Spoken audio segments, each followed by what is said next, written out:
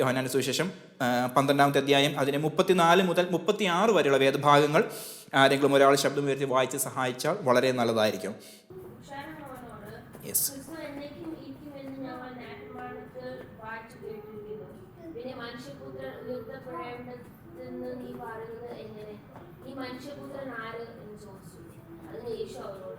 ഇനി കുറക്കാലം മാത്രം വെളിച്ചം നിങ്ങളുടെ ഇടയിലിരിക്കും. ഇരുൾ നിങ്ങളെ പിടിക്കാതിരിക്കുവാൻ ഇരുളിൽ നടക്കുന്നവൻ താൻ എവിടെ വെളിച്ചമുള്ളിടത്തോളം okay, thank you so much. നാം കഴിഞ്ഞ ആഴ്ച പറഞ്ഞായിരുന്നു ഈ 27 മുതൽ 50 വരെയുടെ വേദഭാഗത്തെ നമുക്ക് 4ആയിട്ടാണ് സ്പ്ലിറ്റ് ചെയ്യുന്നത്. അതിൻ്റെ കഴിഞ്ഞ ആഴ്ചയിൽ നാം 1-ാമത്തെ ഭാഗം ചിന്തിച്ചു. നാം 2-ാമത്തെ ഭാഗത്തിലേക്കാണ് കടന്നു വന്നിരിക്കുന്നത്. ഇവിടെ നാം കാണുന്നത് the light of the world calls four decision. നാം കഴിഞ്ഞ ആഴ്ച വായിച്ചായിരുന്നു, യേശു പറഞ്ഞൊരു കാര്യമുണ്ട്. 32-ാമത്തെ വാക്യം വരുന്നു, ഞാൻ ഭൂമിയിൽ നിന്ന് ഉയർത്തപ്പെട്ടാൽ എല്ലാവരും എങ്കിലേക്ക് ആകർഷിക്കുമെന്ന് ഉത്തരം പറഞ്ഞു. ഇത് താൻ മരിക്കുവാനും മരണവിധം സൂചിപ്പിച്ചു. അപ്പോൾ നാം കഴിഞ്ഞ ആഴ്ച പറഞ്ഞായിരുന്നു 2 രീതിയിലുള്ള ഉയർത്തപ്പെടലുകളാണ് ഉണ്ടാകുന്നതെന്ന് പറഞ്ഞു. 1 ക്രൂശിന്മേൽ ഉയർത്തപ്പെടുന്നു, 2 എന്താണ് യഥാർത്ഥമായിട്ടുള്ള റിസറക്ഷനെ പറ്റി നാം പറഞ്ഞു എന്നാണ് പറഞ്ഞത്. സോ ഇത് യേശു പറഞ്ഞപ്പോൾ അവർ പറയുകയാണ്, ക്രിസ്തു എന്നേക്കും ഇരിക്കും എന്ന് ഞങ്ങൾ ന്യായപ്രമാണത്തിൽ വായിച്ചിട്ടുണ്ട്. അപ്പോൾ ഇത് വേറെ ആരെങ്കിലും ആണോ എന്നാണ് അവർ ചോദിക്കുന്നത്. സോ ഞാൻ അതിൻ്റെ പിന്നാലെയായിരുന്നു ഈ കഴിഞ്ഞ ഒരാഴ്ചയിൽ പഠിക്കുവാനിടയായത്. മനുഷ്യപുത്രൻ ആരാണ്, മനുഷ്യപുത്രൻ എന്നുള്ള ടൈറ്റിൽ എങ്ങനെ വന്നു, പിന്നെ ഇവരുടെ അല്ലെങ്കിൽ പരീശന്മാർ, സദൂക്യർ, എരിവുകാർ, എസ്സേനിയർ, ഇവരെ പോലെ 4 കൂട്ടർ ആളുകൾ അവരെന്തുകൊണ്ടാണ് ഇവരുടെ തോട്ട് പ്രോസസ്സുകൾ മാറിപ്പോയത്, അങ്ങനെയുള്ള ചില കാര്യങ്ങളാണ് ഞാൻ കഴിഞ്ഞ ആഴ്ച. അത് തന്നെയാണ് നമ്മളിന്ന് ചിന്തിക്കാൻ ആഗ്രഹിക്കുന്നത്. സോ ഇവർ പറയുന്നു ക്രിസ്തു എന്നേക്കും ഇരിക്കേണ്ടവൻ ആകുന്നു എന്ന് ഞങ്ങൾ വായിച്ചിട്ടുണ്ട്, ന്യായപ്രമാണത്തിൽ വായിച്ചിരിക്കുന്നു. സോ ന്യായപ്രമാണം എന്നുള്ള വാക്കിന് ഉപയോഗിച്ചിരിക്കുന്നത് നോമോസ് എന്നൊരു വാക്കാണ്. So it includes both Pentateuch and the prophets, അല്ലെങ്കിൽ 5 അധ്യായങ്ങളുണ്ട്. ആദ്യത്തെ 5 അധ്യായങ്ങൾ അതാണ് ഉൽപ്പത്തി, പുറപ്പാട്, ലേവ്യ, സംഖ്യ, ആവർത്തനം, പെൻറ്റാറ്റൂക്ക് 5 പുസ്തകങ്ങളും അതോടൊപ്പം തന്നെ പ്രവാചക പുസ്തകങ്ങളും ഉൾപ്പെടെയുള്ള അതിനെയാണ് നോമോസ് എന്ന് പറയുന്നത്. സോ അവർ പറയുന്നത് നോമോസിൽ ഞങ്ങൾ വായിച്ചിട്ടുണ്ട് ക്രിസ്തു എന്നേക്കും ഇരിക്കേണ്ടവനാണ് എന്ന്. അപ്പോൾ ഇവർ ചോദിക്കുകയാണ്, അപ്പോൾ അങ്ങനെയാണെങ്കിൽ ഈ പറയുന്ന മനുഷ്യപുത്രൻ സൺ ഓഫ് മാൻ വേറെ ആരെങ്കിലും ആണോ എന്നാണ് ഇവർ ചോദിക്കുന്നത്. സോ ഇവർ ചോദിച്ചതിനകത്ത് തെറ്റുണ്ടോ എന്ന് ചോദിച്ചു കഴിഞ്ഞാൽ തെറ്റുണ്ട്. ഒരു സൈഡിൽ പകുതി കറക്റ്റാണ്, എന്നാൽ പകുതിയിൽ കൂടുതൽ ഇവർ തെറ്റിലേക്കാണ് ഇവർ ചൂണ്ടിയിരിക്കുന്നത്. കാരണം ഇവരുടെ തോട്ട് പ്രോസസ്സിനകത്ത് മെസ്സിഹ എന്ന് പറയുന്ന വ്യക്തി ഒരു പൊളിറ്റിക്കൽ, നമ്മൾ എപ്പോഴും പറയുന്നതാണ് പൊളിറ്റിക്കൽ ലീഡർ ആണെന്ന് പറയുന്നുണ്ട്. അതിന് റീസൺ ഒക്കെയാണ് നമ്മൾ ഇന്ന് ചിന്തിക്കാൻ വേണ്ടി ആഗ്രഹിക്കുന്നത്. സോ ഇതിന് ആദ്യത്തെ ഭാഗത്തിലേക്ക് വരുമ്പോൾ 2 സാമുവൽ ചാപ്റ്റർ 7 വേഴ്സസ് 12-16 ആണ്. ദാവീദുമായിട്ട് യഹോവയായ ദൈവം ഒരു കവനന്റ് വെക്കുന്നുണ്ട്. ആ വാക്യം ഒന്ന് വായിക്കാൻ പറ്റുമെങ്കിൽ നല്ലതായിരുന്നു. യെസ്.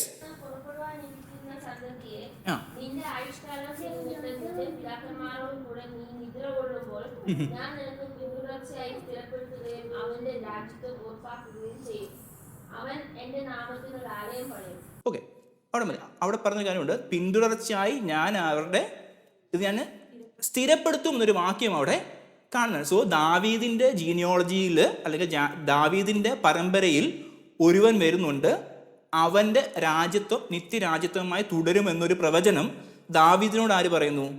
യഹോവയായ ദൈവം. അതൊരു പ്രവചനമല്ല, അതൊരു കവനൻ്റാണ്. ഓക്കെ, അത് കഴിഞ്ഞിട്ട് സങ്കീർത്തനം 89-ന്റെ 3-4 വാക്യങ്ങൾ കാണുന്നുണ്ട്. ഇവിടെയും കാണുന്നത് the everlasting seed and throne, അല്ലെങ്കിൽ നിത്യമായി നിൽക്കുന്ന ആ ഒരു വിത്തിനെ പറ്റിയും ആ രാജ്യത്തെ പറ്റിയും തന്നെയാണ് എടുത്തെങ്കിൽ അതൊന്ന് വായിച്ചാൽ സന്തോഷമായിരുന്നു. യെസ്.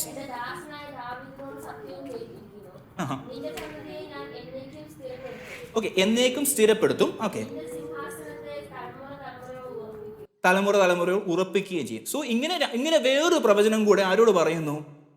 ദാവീദിനോട്. 2 പ്രവചനങ്ങളാണ് ഇവിടെ ഉണ്ടാകുന്നത്. അതിനുശേഷം ഞാൻ വായിക്കാൻ ആഗ്രഹിക്കുന്നില്ല. 36-37 വാക്യങ്ങളിലേക്ക് വരുമ്പോൾ ആ അധ്യായത്തിന് 89-ാം അധ്യായത്തിന് 36-37 വാക്യങ്ങൾ വരുമ്പോഴും വീണ്ടും ഇത് തന്നെയാണ് റിപ്പീറ്റ് ചെയ്യുന്നത്. അതോടൊപ്പം തന്നെ സങ്കീർത്തനം 119 കാണുന്നത് എ റോയൽ എൻത്രോൺമെൻ്റ് ആണ് പറയുന്നത്, അല്ലെങ്കിൽ ഒരു മെസ്സിയാനിക് സാമിനെ പറ്റിയാണ് അവിടെ പറയുന്നത്. സോ ഈ പ്രവചനങ്ങളെല്ലാം ഇവരുടെ മുമ്പിൽ ഉണ്ട്.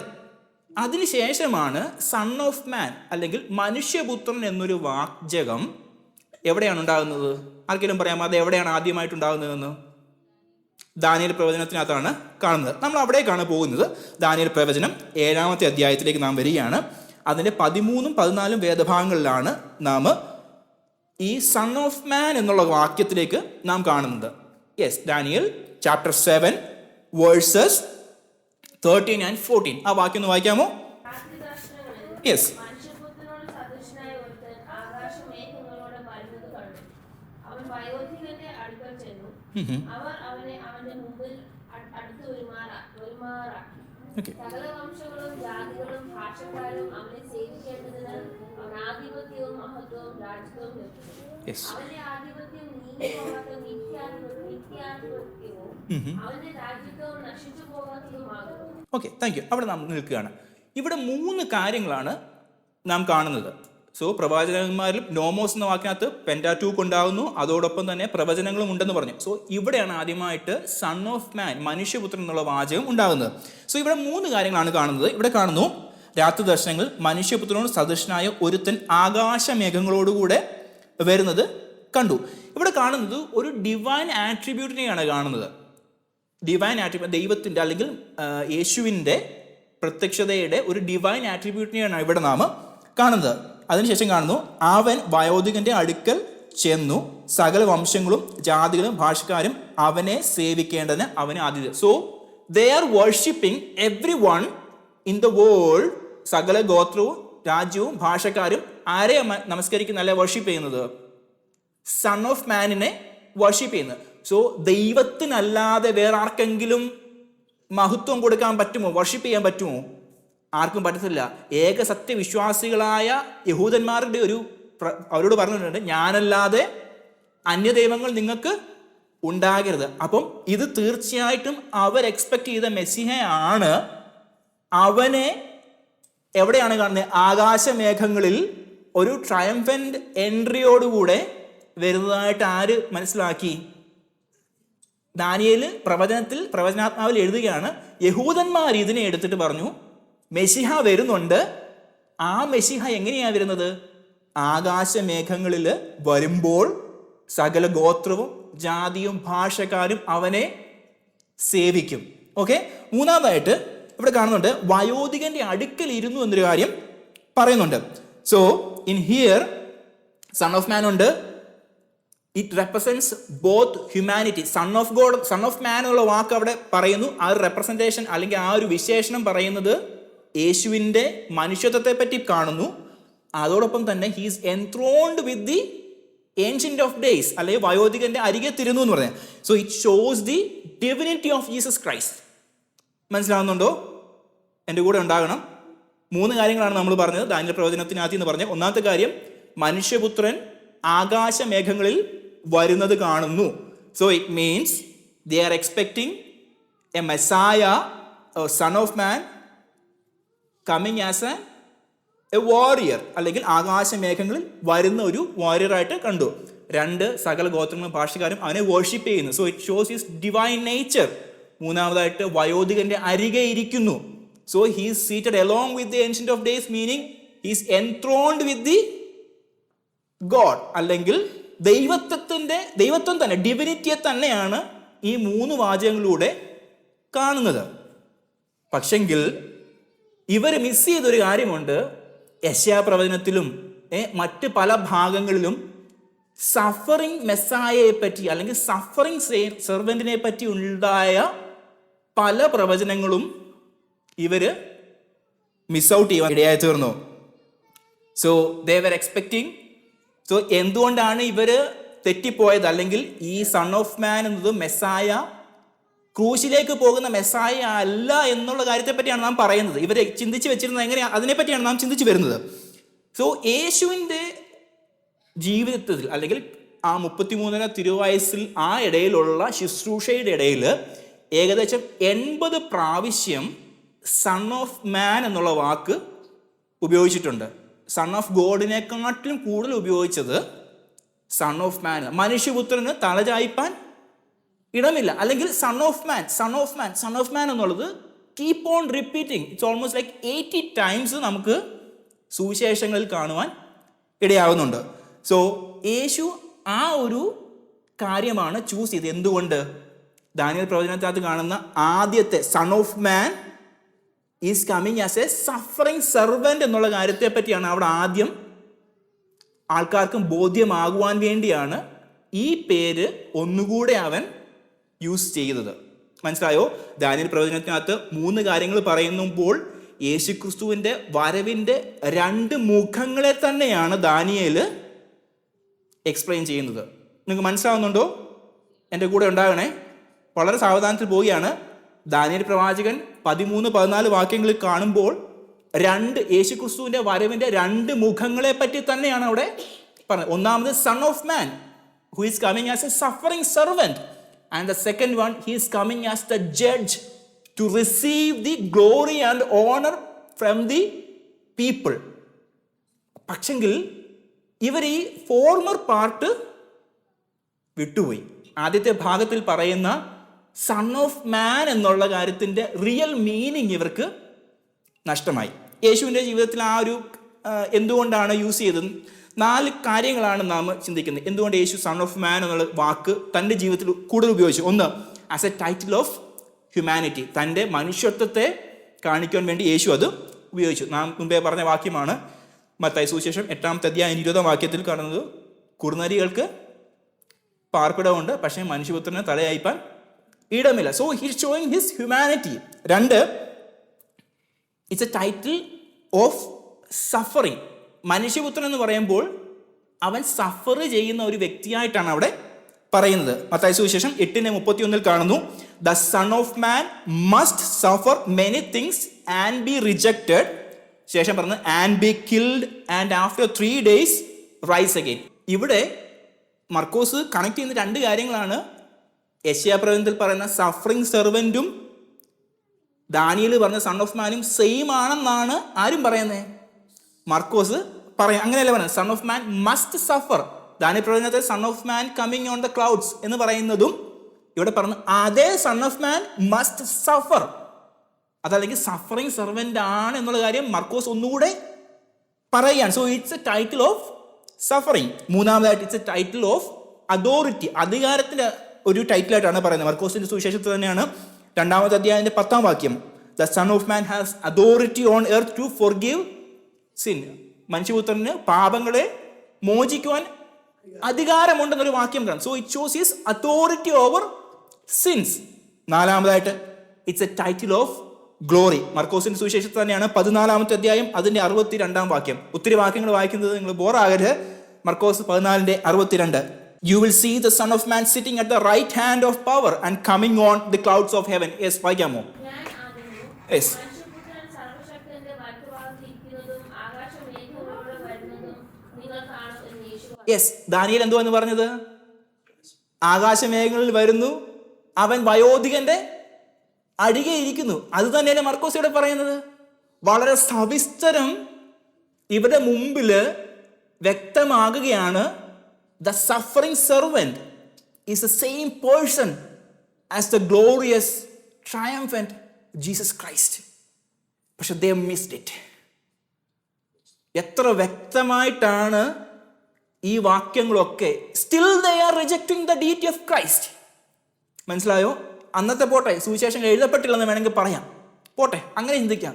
പക്ഷെ ഇന്നും ഈ സുവിശേഷ ഗ്രന്ഥം അവരുടെ മുമ്പിൽ അവൈലബിൾ ആണെങ്കിൽ പോലും they are rejecting the fact that Jesus is Christ is Messiah.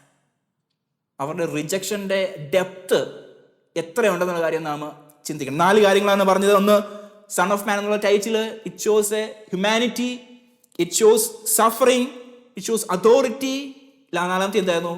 It shows title of glory. 4 കാര്യങ്ങളാണ് നമ്മുടെ പറയുന്നത്. സോ ഇങ്ങനെ 4 വിധത്തിൽ യേശു തൻ്റെ ശുശ്രൂഷയിൽ തൻ്റെ ഐഡൻറ്റിറ്റി അല്ലെങ്കിൽ ടൈറ്റിൽ യൂസ് ചെയ്തു. സോ നാം വീണ്ടും മടങ്ങി യോഹന്നാൻ സുവിശേഷത്തിലേക്ക് വരുമ്പോൾ ഈ എന്തായിരുന്നു ആ സമയത്തുള്ള ജൂയിഷ് എക്സ്പെക്റ്റേഷൻസ് എന്നുള്ള കാര്യം നാം ഒന്ന് ചിന്തിക്കണം. യഹൂദന്മാർ അന്ന് മെശിഹായെ പറ്റി എങ്ങനെയാണ് എക്സ്പെക്റ്റ് ചെയ്തിരുന്നത് എന്നുള്ള കാര്യം നാം ഒന്ന് ചിന്തിക്കണം. യഹൂദന്മാർ എത്ര സെക്ട് ഉണ്ടായിരുന്നു, എത്ര ഡിഫറെൻറ്റ് സെക്ട്സ് ഉണ്ടായിരുന്നു? മെയിൻലി 4 ഗ്രൂപ്പാണ് ഉള്ളത്. ആരൊക്കെയാണ്? ഫാരിസീസ്, സാദുസീസ്, എസേനസ് ആൻഡ് സെലറ്റ്സ്, അല്ലെങ്കിൽ എരിവുകാർ. 4 ഗ്രൂപ്പുകളാണ് ഉള്ളത്. സോ ഇവർക്ക് 4 പേർക്കും മെശിഹായെ പറ്റി വ്യത്യസ്തമായിട്ടുള്ള തോട്ട് പ്രോസസ്സുകളായിരുന്നു ഉണ്ടായിരുന്നത്. ചില ആൾക്കാർക്ക് മെശിഹ വലിയ കാര്യവും അല്ലാത്തവർ ഇതിനകത്തുണ്ടായിരുന്നു. യഹൂദന്മാർ തന്നെയാണ്, പക്ഷേ മെശിഹയൊന്നും അത് വരാം, നമുക്ക് അങ്ങോട്ട് വെക്കാം. സോ പരീശന്മാർ വിശ്വസിച്ചിരുന്ന കാര്യം വെച്ചാൽ ദേ എക്സ്പെക്റ്റഡ് റോയൽ ഡേവിഡിക് മെസ്സായ. ദാവീദിനോട് കവനന്റ് കൊടുത്തിട്ടുണ്ടായിരുന്നു, ആ ദാവീദിന്റെ മുളയായവൻ ഒരുവൻ വരുന്നു എന്നുള്ള എക്സ്പെക്ടേഷനോട് ഇന്ന്. സോ ഡേവിഡ് ആരായിരുന്നു? ഒരു രാജാവായിരുന്നു. സോ ഡേവിഡിന്റെ ലീനിയോളജിയിൽ വരുന്ന ആൾ ആരായിരിക്കും? അപ്പോൾ ഒരു രാജാവായിരിക്കും, അല്ലെങ്കിൽ ഒരു പൊളിറ്റിക്കൽ നാഷണൽ ലീഡറിനെ തന്നെയാണ് ആര് എക്സ്പെക്ട് ചെയ്തിരുന്നത്? പരീശന്മാര് എക്സ്പെക്ട് ചെയ്തിരുന്നത്. സോ അവരുടെ ഹോപ്പ് ഫൗണ്ട് ചെയ്തിരുന്ന വേദഭാഗങ്ങൾ 2 ശമൂവേൽ 7 അധ്യായം, സാംസ് 89, യെശയ്യാവ് 9, ജെറമയ ചാപ്റ്റർ 23 വേഴ്സസ് 5-6. ഇവിടെ എല്ലാം കാണുന്നത് it emphasises on eternal kingship. അത് മാത്രമാണ് ഇവിടുത്തെ എംഫസിസ്, നോട്ട് സഫറിങ്. മനസ്സിലാവുന്നുണ്ടോ? നിത്യമായിട്ടുള്ള ഒരു രാജ്യത്തെ മാറ്റി മാത്രമായിരുന്നു ഇവർ പിടിച്ചുകൊണ്ടിരുന്ന കാര്യങ്ങൾ. They missed out the suffering servant and they did not expect a suffering or dying Messiah. അതുകൊണ്ടാണ് 1 Corinthians chapter 1 verse 23 കാണുന്നത്, ഞങ്ങളോ ക്രൂശിക്കപ്പെട്ട ക്രിസ്തുവിനെ പ്രസംഗിക്കുന്നു. യഹൂദന്മാർക്ക് ഇടർച്ചയും ജാതികൾക്ക് ഭോഷത്വവുമെങ്കിലും യവനന്മാരാകട്ടെ വിളിക്കപ്പെട്ട ഏവർക്കും ദൈവശക്തിയും ദൈവജ്ഞാനവുമായ ക്രിസ്തുവിനെ തന്നെ. മനസ്സിലാവുന്നുണ്ടോ? അവിടെ കാണുന്ന ഒരു കാര്യമുണ്ട്, ഇവർ എക്സ്പെക്ട് ചെയ്തത് ആരായിരുന്നു? ഒരു നാഷണൽ ആൻഡ് പൊളിറ്റിക്കൽ ലീഡറിനെയാണ് എക്സ്പെക്ട് ചെയ്തുകൊണ്ടിരുന്നത്. പക്ഷേ Jesus Christ came as a suffering servant. That's why the cross became as a stumbling block before them. എൻ്റെ കൂടെ ഉണ്ടാകണേ, ആരും ഉറങ്ങരുതേ, എൻ്റെ കൂടെ ഉണ്ടാകണം. സോ പരീശന്മാർ വിശ്വസിച്ചിരുന്നത് എന്താണ്? ഡേവിഡിക് മെസ്സായ ആയിരുന്നു അവർ എക്സ്പെക്ട് ചെയ്തുകൊണ്ടിരുന്നത്. They forgot about the suffering servant. That's why the cross became a stumbling block before them. രണ്ടാമത്തെ പാർട്ടീസ് സാദുസീസ് അല്ലെങ്കിൽ സദൂക്യർക്ക് വേറെ കുഴപ്പമൊന്നുമില്ലായിരുന്നു. അവരാണെങ്കിൽ പ്രോഫറ്റിക് അല്ലെങ്കിൽ അങ്ങനത്തെ കാര്യങ്ങളൊന്നും വലിയ താല്പര്യമൊന്നും ഇല്ലായിരുന്നു. അപ്പോക്കലിപ്റ്റിക് റൈറ്റിങ്സ് ഒന്നും അവർക്ക് വലിയ താല്പര്യമൊന്നുമില്ല. അവർക്ക് തോറ മാത്രമായിരുന്നു ഇമ്പോർട്ടൻ്റ്. ഏതൊക്കെയാണ്? ഉൽപ്പത്തി, പുറപ്പാട്, ലേവ്യ, സംഖ്യ, ആവർത്തനം. ഈ 5 പുസ്തകങ്ങളെയാണ് അവർ ഭയങ്കരമായിട്ട് പിടിച്ചുകൊണ്ടിരുന്നത്. ആൻഡ് അവർക്ക് they did not have any messianic expectation at all. അവർക്ക് മെശിഹ വരുമെന്നുള്ള യാതൊരു വിധമായ ബോധമൊന്നും എക്സ്പെക്ടേഷൻസ് ഒന്നും ഇല്ല. അവരുടെ ഫോക്കസ് എന്തായിരുന്നു അറിയാവോ? They were focused on temple system, priestly power and collaboration with Rome. ദൈവാലയം ഞങ്ങൾ സൂപ്പറായിട്ട് കൊണ്ടുപോകും, ദൈവാലയത്തിൻ്റെ പണി, അറ്റകുറ്റം അല്ലെങ്കിൽ അവിടുത്തെ പ്രീസ്ലി ഓർഡറൊക്കെ ആർക്ക് ഇമ്പോർട്ടൻ്റ് ആയിരുന്നു? സാദുസീസ്. അതുകൊണ്ടായിരുന്നു ഈ 2 ഗ്രൂപ്പിനകത്ത് ഒരു കൂട്ടർക്ക് എന്തില്ലായിരുന്നു? പുനരുദ്ധാനത്തെ പറ്റിയുള്ള ആർക്കായിരുന്നു ഇല്ലാഞ്ഞത്? സദൂക്യർക്ക് പുനരുദ്ധാനത്തെ പറ്റി യാതൊരു വിധമായ ധാരണയും ഇല്ലായിരുന്നു. അവർക്ക് ഏതായിരുന്നു ഇമ്പോർട്ടൻ്റ്? തോറ മാത്രമായിരുന്നു ഇമ്പോർട്ടൻ്റ്. സോ മൂന്നാമത്തെ കൂട്ടരാണ് എസ്സേനിയർ. ബൈബിളിൽ അവരെ പറ്റി പറയുന്നില്ല, ശേഷം വന്ന ഒരു കൂട്ടരാണ് എസ്സേനിയർ. അവരുടെ കമ്മ്യൂണിറ്റിയിലുള്ളവരാണ്. ഒരു കമ്മ്യൂണിറ്റിയാണ് കുമ്രാൻ കമ്മ്യൂണിറ്റി. നമുക്കറിയാം, ഡെഡ് സീ സ്ക്രോൾസിനെ പറ്റി നിങ്ങൾ കേട്ടിട്ടുണ്ടാവുമല്ലോ. ഡെഡ് സീ സ്ക്രോൾസ് അല്ലെങ്കിൽ കുമ്രാൻ കേവ്സിൽ നിന്ന് പല ബിബ്ലിക്കൽ എപ്പിസ്റ്റൽസും അല്ലെങ്കിൽ റൈറ്റിങ്സും കിട്ടി. അപ്പം അതിനെ ഫോളോ ചെയ്ത കുറേ ആളുകളായിരുന്നു എസ്സേനിയർ. അവർക്ക് 2 മെശിഹ ഉണ്ടായിരുന്നു. മുമ്പേ പറഞ്ഞായിരുന്നു, ഒന്ന് പ്രീസ്ലി ഓർഡറിലുള്ള ഒരു മെശിഹ, and the second one is royal messiah അല്ലെങ്കിൽ മെസ്സിയ ഓഫ് ആരൺ. അവരാണെങ്കിൽ കുമ്രാൻ കേസിൽ നിന്ന് കിട്ടിയ ഒരു ഗ്രന്ഥത്തിൽ അത് പറഞ്ഞ 1QSA അല്ലെങ്കിൽ 4Q285, 4Q521 ഇങ്ങനെയുള്ള സ്ക്രിപ്ചറുകളിനകത്ത് നിന്ന് അവർ പറയുന്നത് അവിടെ നിന്ന് ഡിഡക്റ്റ് ചെയ്ത ബിലീഫായിരുന്നു they are waiting for 2 messiahs. The first one is priestly ഓർഡറിലുള്ള മെസ്സിഹ, 2 റോയൽ ഓർഡറിലുള്ള മെസ്സിഹ അല്ലെങ്കിൽ മെസ്സിഹ ഓഫ് ഇസ്രായേൽ. 4ാമത്തെ ഗ്രൂപ്പായിരുന്നു സെലറ്റ്സ് അല്ലെങ്കിൽ എരിവുകാർ. ഞാൻ ഒത്തിരി ഡീറ്റെയിൽ ആയിട്ട് പോകുന്നതുകൊണ്ട് നിങ്ങളൊന്നും വിചാരിക്കില്ല നമ്മൾ ആ സൺ ഓഫ് മാനിനെ പറ്റിയുള്ള എനിക്കത് ഭയങ്കര ഇൻട്രസ്റ്റിംഗ് ആയിട്ട് തോന്നിയത് കൊണ്ടാണ് ഞാൻ ഇത്രയും ഡീറ്റെയിൽ ആയിട്ട് പോകുന്നത്. സോ സെലറ്റ്സ് എരിവുകാർ വിശ്വസിച്ചിരുന്ന കാര്യമുണ്ട്, they expected a militant messiah അല്ലെങ്കിൽ ഒരു political liberator just like who Pharisees of അവർ വിശ്വസിച്ചിരുന്ന ഒരു കാര്യം സെയിം പോലെ തന്നെയായിരുന്നു ഇവർ വിശ്വസിച്ചുകൊണ്ടിരുന്നത്. പക്ഷെങ്കിൽ ഇവരുടെ വിശ്വാസം തോറയോ ഒന്നും അല്ലായിരുന്നു. അവരുടെ വിശ്വാസം ഫൗണ്ട് ചെയ്തിരുന്നത് ഡിഡക്റ്റ് ചെയ്തിരുന്നൊരു കാര്യം നിങ്ങൾക്ക് കേട്ടിട്ടുണ്ടാക്കും. മക്കാബിയൻ റിവോൾട്ടിനെ പറ്റി നിങ്ങൾ കേട്ടിട്ടുണ്ടാകും. മക്കാബിയൻ ലഹള അതിനെപ്പറ്റി നിങ്ങൾ കേട്ടിട്ടുണ്ടാകുമായിരിക്കും. അത് പറയാം. സോ ഈ 2nd സെഞ്ച്വറിയിൽ നടന്ന ഒരു റിവോൾട്ടായിരുന്നു മക്കാബിയൻ റിവോൾട്ട്. അതിൻ്റെ ഹിസ്റ്ററി ഇങ്ങനെയാണ് വരുന്നത്. 2nd സെഞ്ച്വറി BC-യിൽ സെലൂസിഡ് രാജാവായിരുന്ന അന്ത്യോക്യസ് 4 എപ്പിഫാനസ് എന്ന് പറയുന്ന പുള്ളിക്കാരൻ എന്ത് ചെയ്തു? ഈ യഹൂദന്മാരുടെ മേൽ ഗ്രീക്ക് തത്വചിന്തയും അവരുടെ കാര്യങ്ങളൊക്കെ ഇംപ്ലിമെൻ്റ് ചെയ്യുവാൻ ഇടയായി. അവർ പറഞ്ഞു യെരുശലേമിലുള്ള ദൈവാലയത്തിനകത്ത് ഒത്തിരി കാര്യങ്ങളൊക്കെ ചെയ്തിട്ട് അവിടെ പന്നിയെ യാഗം കഴിക്കുവാനൊക്കെ ഇടയായി തീർന്നു. അപ്പോൾ അത് ആർക്ക് ഇഷ്ടം കേടുണ്ടായി? യഹൂദന്മാർക്ക് ഏറ്റവും വെറുപ്പുള്ള സാധനമാണ് ഈ പന്നി എന്നൊക്കെ പറയുന്നത്, അല്ലേ? അപ്പോൾ അങ്ങനെ ഇരിക്കുന്നതുതന്നെ നിങ്ങൾ അതിനെപ്പറ്റി ഞാൻ നിങ്ങൾക്ക് ലിങ്ക് അയച്ചു തരാം, നിങ്ങൾ കാണാൻ പറ്റുമെങ്കിൽ ഒന്ന് നല്ലതായിരിക്കും. സോ അങ്ങനെ അവരെന്തോ ചെയ്തു, വളരെ വീർപ്പ് മുട്ടി ഇങ്ങനെ ഇരിക്കുന്നതുതന്നെ ചില യഹൂദന്മാർ ഗ്രീക്ക് ചിന്താഗതിയെ ഫോളോ ചെയ്യുന്ന യവനന്മാരായ യഹൂദന്മാർക്ക് ഇത് കുറച്ച് ഇഷ്ടം ഉണ്ടാകുകയൊക്കെ ചെയ്തു. പക്ഷെങ്കിൽ most of the Jews were against this king. ഈ രാജാവിൻ്റെ പേര് വന്ന് എപ്പിഫാനസിന് എതിരായിട്ടായിരുന്നു ഉണ്ടായിരുന്നത്. സോ അങ്ങനെ ഇരിക്കുന്നതുകൊണ്ടേ 167 BC-യിൽ അവിടുത്തെ ഒരു പ്രീസ്റ്റ് ആയിരുന്ന മത്തത്തിയാസ് എന്ന് പറയുന്ന ഒരു പ്രീസ്റ്റും തൻ്റെ മക്കളും കൂടെ ചേർന്നിട്ട് എന്തോ ചെയ്യും, ഒരു റിവോൾട്ട് ഇവർ സ്റ്റാർട്ട് ചെയ്യുന്നു. അങ്ങനെ ഈ റിവോൾട്ട് സ്റ്റാർട്ട് ചെയ്ത് അങ്ങനെയാണ് ഈ യഹൂദന്മാരെ റിസ്റ്റോർ ചെയ്യുന്ന ഒരു സംഭവം ഉണ്ടാകുന്നു. സോ ഈ മത്തത്തിയാസിൻ്റെ മറ്റൊരു പേരായിരുന്നു മക്കാബസ്, അല്ലെങ്കിൽ അവരുടെ സന്തതിയെ പറഞ്ഞാണ് മക്കാബിയർ എന്ന് പറയുന്നത്. ആ മക്കാബിയരായിരുന്നു ഈ റിവോൾട്ട് നടത്തി അവരുടെ 1, 2, 3 തലമുറ ഈ പ്രീസ്ലി ഓർഡറിനെ അല്ലെങ്കിൽ യഹൂദ മതത്തെ അല്ലെങ്കിൽ യഹൂദ ചിന്താഗതികളെ ഹോൾഡ് ഓൺ ചെയ്യാൻ വേണ്ടി നിന്നിരുന്നു. അതിനെയാണ് മക്കാബിയൻ റിവോൾട്ട് എന്ന് പറയുന്നത്. സോ ഇതിനെ ഫോളോ ചെയ്തായിരുന്നു ആരുണ്ടാകുന്നത്? സെലറ്റ്സ് അല്ലെങ്കിൽ യഹൂദന്മാരുടെ എരിവുകാരായിട്ടുള്ള ആളുകൾ ഇവരെ പിന്തുടർന്നായിട്ടാണ് ഉണ്ടാകുന്നത്. സോ ഇവരുടെ തോട്ട് പ്രോസസ്സ് ഫോക്കസ് ചെയ്തേക്കുന്നത് എന്താണ്? എങ്ങനെയെങ്കിലും റോമാക്കാരെ തട്ടി പുറത്താക്കിയിട്ട് എങ്ങനെയെങ്കിലും ഭരണം കയ്യേറണം. സോ അതിനുശേഷം ഒത്തിരി നിങ്ങൾ ആ ചരിത്രം ഒന്ന് നിങ്ങൾ കാണാൻ പറ്റും, ഞാൻ നിങ്ങൾക്ക് പിന്നെ അയച്ചു തരാം. ഇവർ എക്സ്പെക്ട് ചെയ്തു അവർക്ക് മെസ്സിഹ എന്നുള്ള സങ്കല്പത്തെക്കാൾ അപ്പുറമായിട്ട് ഒരു പൊളിറ്റിക്കൽ ലിബറേറ്ററിനെയായിരുന്നു അവർക്ക് ആവശ്യം. ദേ were expecting someone like Mattathias to lead a revolt against ആർക്കാണ്? റോമിനെതിരെ. അന്നത്തെ പിന്നത്തെ ഗ്രേറ്റ് എനിമി ആരാണ്? റോമാണ്. റോമിനെതിരെ യുദ്ധം ചെയ്യാൻ വേണ്ടി മത്തത്തിയാസിനെ പോലെ ഒരു ലീഡർ വരുമെന്നായിരുന്നു അവർ എക്സ്പെക്ട് ചെയ്തിരുന്നത്. അങ്ങനെയുള്ള സാഹചര്യത്തിലാണ് യേശു പറയുന്നത് son of man will be lifted high. മനസ്സിലാകുന്നുണ്ടോ? ഇത്രയും they strayed off from the gospel or from the scriptures. എന്നെ മനസ്സിലാവുന്നുണ്ടോ? ഇത്രയും ഞാൻ ഒത്തിരി കാര്യങ്ങൾ നിങ്ങൾക്ക് പറഞ്ഞു, ഒത്തിരി എനിക്കറിയാം എക്സ്ട്രാ ആയിട്ടുള്ള കാര്യങ്ങളാണ്. I'm so sorry about it, but I find it interesting to know why they were saying this thing again and again and again.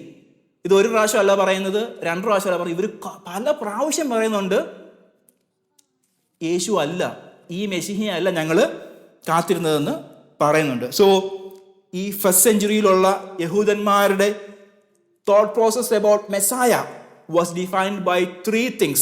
First one, the Maccabean revolt. The second one is the Roman oppression. And the third one is apocalyptic literatures like First Enoch and Psalms of Solomon. നമ്മളത് കാനോനിക്കലായിട്ട് നമ്മൾ accept ചെയ്യുന്നില്ല, പക്ഷെങ്കിൽ they accepted and they were waiting for a Messiah that's been explained as a triumphant king. അതായത് political ലീഡറായിട്ടുള്ള ഒരു രാജാവിനെ പറ്റി explain ചെയ്ത പുസ്തകങ്ങളോട് അവർ കൂടുതൽ താല്പര്യപ്പെട്ട് അങ്ങനെയായിരുന്നു അവരുടെ മെശിഹയെ പറ്റിയുള്ള സങ്കല്പം അവർ ക്രിയേറ്റ് ചെയ്ത് വെച്ചിരുന്നത്. എന്തെങ്കിലും സംശയമുണ്ടോ ഇത്രയും പറഞ്ഞത്?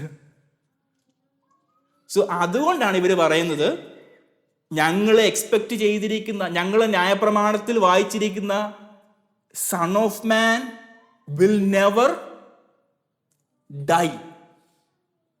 മനസ്സിലായോ?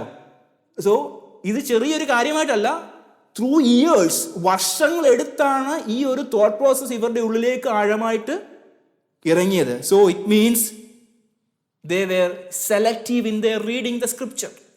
നമുക്കും പറ്റാവുന്ന ഒരു അബദ്ധമാണിത്. ഹെർമന്യൂട്ടിക്സിനകത്ത് സെലക്റ്റീവ് റീഡിങ് നമുക്ക് വളരെ അബദ്ധത്തിലേക്ക് നമ്മെ നയിക്കും. 2, they ignored progressive revelation. ശമൂവേലിന്റെ 2-ാം പുസ്തകത്തിൽ കണ്ട ആ നിത്യരാജ്യത്വം എന്നുള്ളതിൻ്റെ ശേഷം യെശയ്യാ പ്രവചനം 53 വായിക്കുമ്പോൾ സഫറിങ് സെർവൻറ്റിനെ പറ്റിയുള്ള ഒരു പ്രോഗ്രസീവ് റെവലേഷൻ അവർ അംഗീകരിച്ചില്ല. അത് വലിയൊരു തെറ്റിലേക്ക് ഉണ്ടായി. 3, failure to see the pattern of suffering to glory. അവരുടെ ചരിത്രത്തിൽ നോക്കുവാണെങ്കിൽ ഒരു ഗ്ലോറി ഉണ്ടാകുന്നതിന് മുമ്പ് എപ്പോഴും ഒരു സഫറിങ് അവർ കണ്ടിട്ടുണ്ട്. ജോസഫിൻ്റെ ജീവിതത്തിനകത്ത് അവർ കണ്ടതാണ്. Joseph, he went through a lot and then God exalted him high. Moses, he was rejected by the people before he was leading the Israelites. ഒത്തിരി ചരിത്രങ്ങൾ ഡേവിഡിനെ പറ്റിയുണ്ട്. ഇവരെല്ലാം ആർക്ക് നിഴലായിട്ടായിരുന്നു നിന്നിരുന്നത്? യേശു നിഴലായിട്ട് നിൽക്കുകയായിരുന്നു.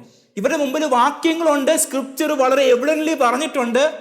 They had live evidence of people as well, but still they missed the Messiah. ഇത് നമുക്ക് സംഭവിക്കരുത്. നിത്യത എന്നുള്ളൊരു കാര്യം ഒരു കിഴവിക്കഥയല്ല. കർത്താവിൻ്റെ 2-ാമത്തെ മടങ്ങിവരവ് എന്നുള്ളത് ഒരു കിഴവിക്കഥ മാത്രമല്ല. തനിക്ക് വേണ്ടി കാത്തു നിൽക്കുന്നവരുടെ രക്ഷയ്ക്കായി അവൻ പാപം കൂടാതെ 2ാമത് മടങ്ങി വരുമെന്നുള്ള പ്രത്യാശ നാം നഷ്ടമാക്കി കളയരുത്. നമ്മുടെ ലോകം, നമ്മുടെ ചുറ്റുമുള്ള സുഹൃത്ത് ബന്ധങ്ങൾ, റോങ് ഡോക്ട്രിൻസ്, നമ്മുടെ ചുറ്റും കേൾക്കുന്ന പല റോങ് സോങ്സും നമ്മുടെ നിത്യതയെ പറ്റിയുള്ള ബോധ്യത്തെ റീഡിഫൈൻ ചെയ്യുവാൻ നാം അനുവദിക്കരുത്. മനസ്സിലായോ? ഇത് വളരെ സീരിയസ് ആയിട്ടുള്ള ഒരു കാര്യമാണ്. If you are not reading the scriptures, you will go off from this track of righteousness. സദൂക്യർ, പരീശന്മാർ, എത്രയധികം ആളുകൾ ഉണ്ടായിരുന്നു. അവർ ന്യായപ്രമാണത്തെ ചേർത്ത് നിർത്തുവാൻ വേണ്ടി, ന്യായപ്രമാണത്തിന് വേണ്ടി നിന്ന വ്യക്തികളൊക്കെ തന്നെയായിരുന്നു പരീശന്മാരൊക്കെ. അവർ ചില്ലറക്കാരല്ലായിരുന്നു. But they missed the great revelation about Jesus Christ. നമ്മൾ ഒത്തിരി കാര്യങ്ങൾ ചെയ്യുന്നുണ്ട്, ബൈബിളൊക്കെ വായിക്കുന്നുണ്ട്, പ്രാർത്ഥിക്കുന്നുണ്ട്, പക്ഷെ നിത്യതയെ പറ്റിയുള്ള ബോധ്യമുണ്ടോ നമുക്ക്? Yes, we have a lot of thought processes, we have a lot of teaching, wrong teachings out there, but we must be rooted in these scriptures or we will be thrown out from his presence. യഹൂദന്മാർക്ക് മെശിഹായെ miss out ആയതുപോലെ പെന്തക്കോസ്തി വന്നതുകൊണ്ട് നമുക്ക് സ്വർഗത്തിൽ പോകത്തില്ല. Hallelujah. So this is the great danger that is happening around us right these days. മറ്റൊരു സുവിശേഷം, yes, people are going after it. മറ്റൊരു സുവിശേഷം, മറ്റൊരു യേശു, yes, people love it. But ക്രൂശിക്കപ്പെട്ടവനായ ക്രിസ്തുവിനെ പ്രസംഗിക്കുവാൻ ആരുമില്ല. We must stand for that Christ who is crucified and who resurrected from the dead and who is coming back again to gather us into his presence. നിത്യത നഷ്ടമായി പോകരുത്. എനിക്കിത് പറയുമ്പോൾ വളരെ പേടി എൻ്റെ മനസ്സിലുണ്ട്. ബിക്കോസ് നമ്മുടെ ചുറ്റുപാടും നമ്മെ ഫോം ചെയ്യാൻ നാം അനുവദിക്കരുത്.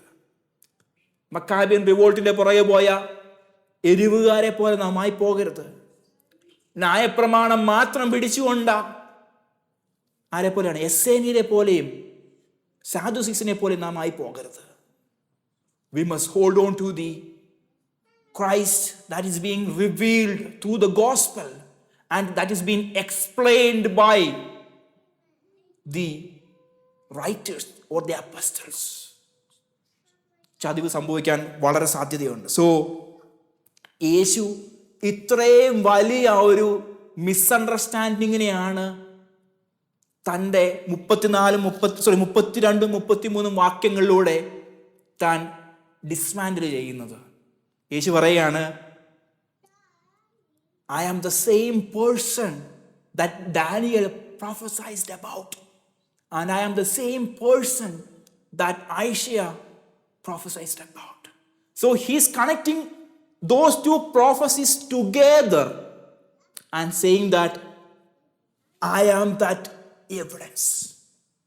മനസ്സിലാവുന്നുണ്ടോ?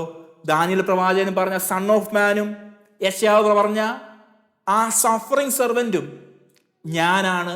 എന്നെ ഉയർത്തപ്പെടുമ്പോൾ 3 കാര്യങ്ങൾ സംഭവിക്കുന്നു. എന്നിട്ടും അവർ പിന്നെയും ചോദിക്കുകയാണ്, ഈ മനുഷ്യപുത്രൻ ആരാ?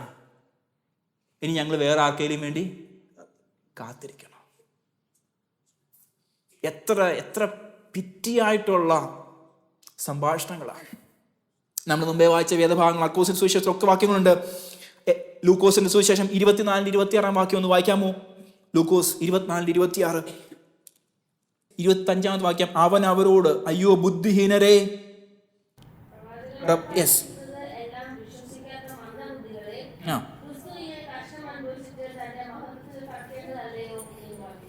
യെസ്, അവിടെ വീണ്ടും പറയുകയാണ്. ആരോടാണ് പറയുന്നതെന്ന് അറിയാവോ? യെരുശലേമിൽ നിന്ന് എമ്മോസിലേക്ക് 2 ശിഷ്യന്മാർ പോവുകയാണ്. അവർ ശിഷ്യന്മാരോടാണ് പറയുന്നത്, Christ must suffer and die. Philip ലേഖനം 2-ാമത്തെ അധ്യായത്തിൻ്റെ 8 മുതൽ 11 വരെയുള്ള വേദഭാഗങ്ങൾ നാം കാണുന്നത് എന്താണ്? സ്വർഗത്തിൻ്റെ സകല മഹിമകളും വിടിച്ച് താഴെ ലോകത്തിലേക്ക് ഇറങ്ങി വന്ന് തന്നെത്താൻ ത്യജിച്ച് ക്രൂശെടുത്ത യേശുവിനെ പറ്റിയാണ് ഫിലിപ്പ് ലേഖനം 2-ാമത്തെ അധ്യായത്തിൽ കാണുന്നത്. ക്രിസ്തുവിൻ്റെ ഭാവം തന്നെ നിങ്ങളിൽ ഉണ്ടായിരിക്കട്ടെ എന്ന് പറഞ്ഞ് താഴോട്ടുള്ള ഭാഗങ്ങളിൽ കാണുന്നു. The suffering servant. മർക്കോസിൻ സുവിശേഷങ്ങളെല്ലാം കണ്ടു, ജീസസ് സഫേർഡ് ആൻഡ് ഡൈഡ്. എന്നിട്ടും വിശ്വസിക്കാത്ത ജനത്തോട് പിന്നത്തേതിൽ അപ്പോസ്തലന്മാർ എഴുതുകയാണ്, എപ്പിസ്റ്റൽസിലൂടെ എഴുതുകയാണ്, that is the same Christ. You don't have to wait for another Messiah. There's no another Messiah. He will come again to judge the world. അവരിപ്പോഴും എക്സ്പെക്ട് ചെയ്യുകയാണ് മെസ്സിഹ വരും. ഇപ്പം പലസ്തീൻ യുദ്ധം നടന്നുകൊണ്ടിരിക്കുകയാണ്. They will be restored. Roman operation കഴിഞ്ഞു, അടുത്ത ഓപ്പറേഷനിലൂടെ ഇങ്ങനെ കടന്നു പോവുകയാണ്. They are expecting for another Messiah, but that won't happen.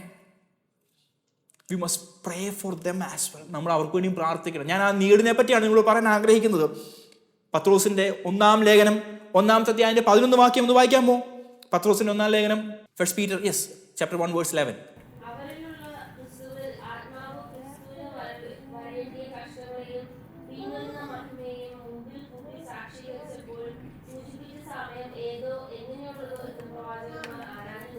Yes.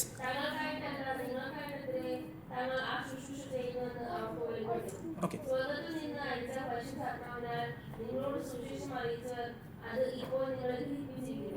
പത്രോസ് തൻ്റെ ലേഖനത്തിലൂടെ പഴയ നിയമത്തെ ക്രിസ്തു സെൻറ്ററായിട്ട് അല്ലെങ്കിൽ ക്രൈസ്റ്റ് സെൻറ്റേർഡായിട്ട് ഒന്നുകൂടെ എക്സ്പ്ലെയിൻ ചെയ്യുകയാണ്. ആൻഡ് ഈ saying that is revealing the suffering and the reign are not contradictory but they are sequential. One happens after the other one. So ആ അധ്യായം നിങ്ങളൊന്ന്, പത്രോസിൻ്റെ 1-ാം ലേഖനം 1-ാമത്തെ അധ്യായം നിങ്ങളൊന്ന് വീട്ടിൽ പോയി വായിക്കാൻ പറ്റുമെങ്കിൽ വളരെ സന്തോഷമായിരിക്കും. സോ അവിടെ കാണുന്നത് സഫറിങ്ങിൻ്റെ ഫോളോയിങ് ആണ് ആ എക്സോൾട്ടേഷൻ ആൻഡ് ഗ്ലോറിഫിക്കേഷൻ നടക്കുന്നത്.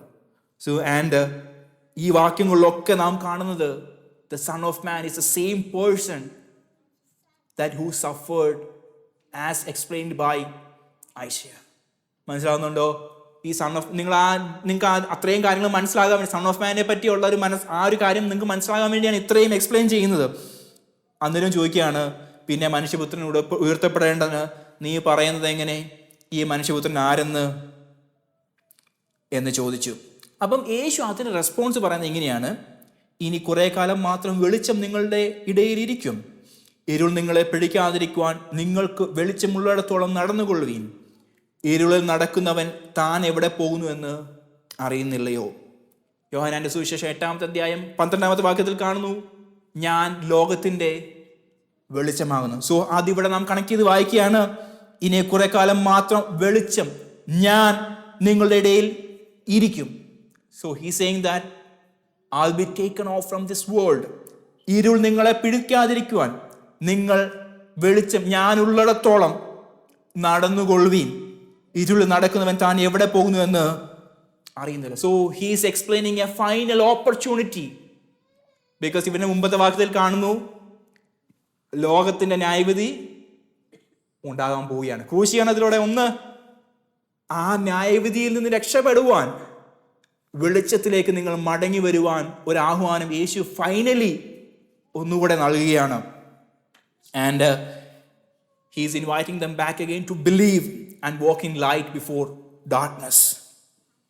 പക്ഷെങ്കിൽ അവിടെ കാണുന്നു, നിങ്ങൾ വെളിച്ചത്തിൻ്റെ മക്കളാകേണ്ടതിന് വെളിച്ചമുള്ളിടത്തോളം നടന്നുകൊള്ളുവിൻ.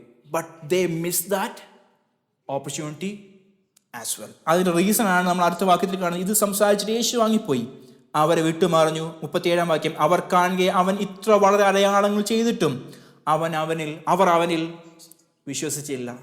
സോ ഇവിടെ കാണുന്നു, ഇവിടെ അടയാളം എന്നുള്ള വാക്കിന് സയൻസ് എന്നുള്ള വാക്കാണ് ഉപയോഗിച്ചത്. മിറക്കിൾസ് എന്നുള്ള വാക്കല്ല, സയൻസ്. സയൻസ് എന്ന വാക്കിന്റെ Semiya. These are miracles with a message. അത്ഭുതങ്ങൾ മാത്രമല്ല, ആ അത്ഭുതത്തോടൊപ്പം ഒരു ഗ്രേറ്റ് മെസ്സേജ് ഉള്ള അത്ഭുതങ്ങളായിരുന്നു ഇവര് കണ്ടിരുന്നത്. ഒന്ന് യോഹന്നാന്റെ സുവിശേഷം മാത്രം ഒന്ന് ചിന്തിച്ചു നോക്കിയേ. 2-ാമത്തെ അധ്യായം കാനാവിലെ കല്യാണത്തിന് വെള്ളം വീഞ്ഞായി. 4-ാമത്തെ അധ്യായത്തിൽ വരുമ്പോഴത്തേക്കിന് നോബിൾമാൻ്റെ ശതാധിപന്റെ മകൻ സൗഖ്യമാവുന്നു. 5-ാമത്തെ അധ്യായം ലെയിം മാൻ ഈസ് വാക്കിംഗ്. 6-ാമത്തെ അധ്യായം ഹി ഈസ് ഫീഡിങ് ദ 5,000. 6-ാമത്തെ അധ്യായത്തിലേക്ക് വരുമ്പോൾ he is walking on the water. പിറവിയിലെ കുരുടനെ സൗഖ്യമാക്കുന്നു. 9-ാമത്തെ അധ്യായം. 11-ാം അധ്യായത്തിൽ നാം കണ്ട അവസാനം ലാസറിന്റെ ഉയർപ്പ്. ഈ മെസ്സേജിന്റെ എല്ലാ അവസാനം നാം പറഞ്ഞൊരു കാര്യമുണ്ടായിരുന്നു, ഫെയ്ത്ത്, സേവിങ് ഫെയ്ത്തിലേക്ക് പ്രോഗ്രസ് ചെയ്യുന്ന കാര്യത്തെപ്പറ്റി നാം എപ്പോഴും പറഞ്ഞിരുന്നു. നിങ്ങൾ ഓർക്കുന്നുണ്ടെന്ന് ഞാൻ വിശ്വസിക്കുകയാണ്. But after the final miracle or the sign, ലാസറിനെ ഉയർപ്പിച്ചതിന് ശേഷം പറഞ്ഞൊരു കാര്യമുണ്ട്, അവൻ ലാസറെ ഉയർപ്പിച്ചതുകൊണ്ട് അവനെ കൊല്ലുവാൻ ഭാവിച്ചു. അതിനുശേഷമാണ് ഒരു പ്രവചനം ഉണ്ടാകുന്നത്, ജനത്തിന് വേണ്ടി ഒരുവൻ മരിക്കുന്നത്, ജനം മൊത്തം തെറ്റിപ്പോകുന്നതിനെക്കാട്ടിലും ഒരുവൻ മരിക്കുന്നത് നന്നെന്ന് പറയുന്നത്. സോ മിറക്കിൾസ് അല്ല സയൻസ് ഹാപ്പൻ ചെയ്യുന്നുണ്ട്, but they deliberately rejected the gospel and they kept on disbelieving Christ. So persistent unbelief, deliberate rejection of the light. ഞാൻ വേഗത്തിൽ നിർത്തുവാൻ വേണ്ടി ആഗ്രഹിക്കുകയാണ്. 37 മുതൽ 43 വരെയുള്ള വേദഭാഗങ്ങളിൽ അതിനുശേഷം 2 പ്രവചനങ്ങളാണ് അവിടെ കാണുന്നത്. യെശയ്യാ പ്രവാചകൻ പറഞ്ഞ പ്രവചനങ്ങളെ പറ്റി കാണുന്നു. ഞാൻ അതിനെ അധികം പറയുന്നില്ല. ആ പ്രവചനങ്ങൾ എങ്ങനെ ഫുൾഫിൽ ചെയ്തു? അവർ വെളിച്ചത്തെ റിജക്റ്റ് ചെയ്തതുകൊണ്ട് ആ കാര്യങ്ങൾ ഫുൾഫിൽ ചെയ്യാൻ ഇടയായിത്തീർന്നു. ആ വാക്യങ്ങളൊന്ന് വായിച്ച് നമുക്ക് വേഗത്തിൽ പോകാം.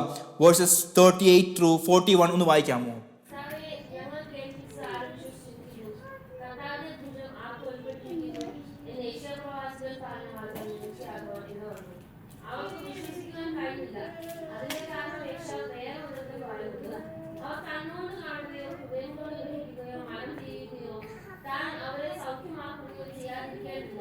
അവരുടെ കണ്ണ് അവൻ കൂടാക്കി ഹൃദയം കഴിപ്പിച്ചിരിക്കുന്നു. യെശയ്യാവ് അവന്റെ തേജസ്സുകൊണ്ട് അവനെക്കുറിച്ച് സംസാരിച്ചതുകൊണ്ടാകുന്നു ഇത് പറഞ്ഞത്. എന്നിട്ടും പ്രമാണികളിൽ തന്നെയും അനേകർ അവനിൽ വിശ്വസിച്ചു. പള്ളിക്കർഷകരാകാൻ വിളിച്ചുള്ള പരീക്ഷന്മാർ നിമിത്തം ഏറ്റു പറഞ്ഞതാണ്, അവർ ദൈവത്തിനുള്ള മാനത്തേക്കാൾ മനുഷ്യരുള്ള മാനത്തെ അർത്ഥം ചെയ്യും. Okay, thank you so much. അതിൻ്റെ അവസാനത്തിൽ 42-43 വാക്യങ്ങളിൽ അവർ പള്ളി പ്രശസ്തർ ആകാതിരിക്കുവാൻ, 2 അവർ ദൈവത്താലുള്ള മാനത്തേക്കാൾ മനുഷ്യരാലുള്ള മാനത്തെ അധികം സ്നേഹിച്ചു. So the love of cross is right before dum.